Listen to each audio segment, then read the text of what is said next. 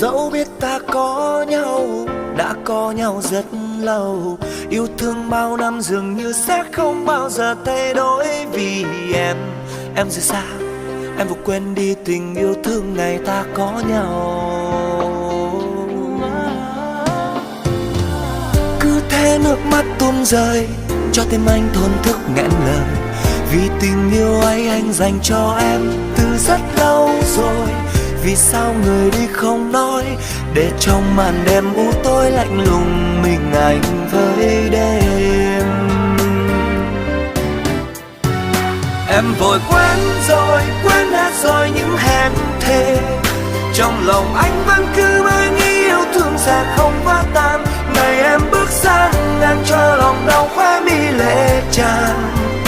Hết rồi cuộc tình nồng nàn giờ thành hoang mang. Em vội quên hết rồi những kỷ niệm. Bao ngày qua anh góp nỗi nhớ theo mây gửi trao đến em.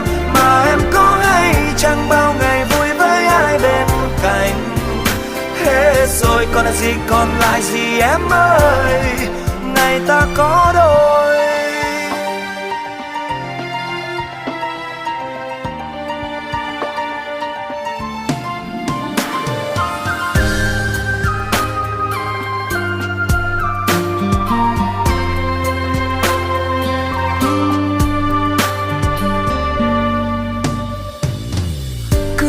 Nước mắt tuôn rơi, cho tim anh thổn thức nghẹn lời. Vì tình yêu ấy anh dành cho em từ rất lâu rồi. Vì sao người đi không nói, để trong màn đêm u tối lạnh lùng mình anh với đêm.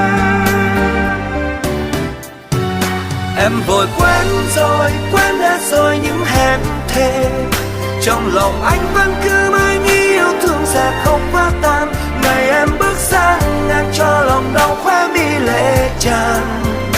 Hết rồi cuộc tình nồng nàn giờ thành hoang mang. Em vội quên hết rồi những kỷ niệm. Bao ngày qua anh góp nỗi nhớ theo mây gửi trao đến em.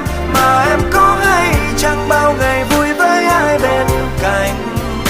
Hết rồi còn là gì, còn lại gì em ơi, ngày ta có đôi. Em vội quên hết rồi những hẹn thề. Trong lòng anh vẫn cứ mãi nghĩ yêu thương sẽ không vỡ tan. Ngày em bước sang ngang cho lòng đau khóe mi lệ tràn. Hết rồi cuộc tình nồng nàn giờ thành hoang mang. Em vội quên hết rồi những kỷ niệm. Bao ngày qua anh góp nỗi nhớ theo mây gửi trao đến em. Mà em có hay chẳng bao ngày vui với ai bên cạnh.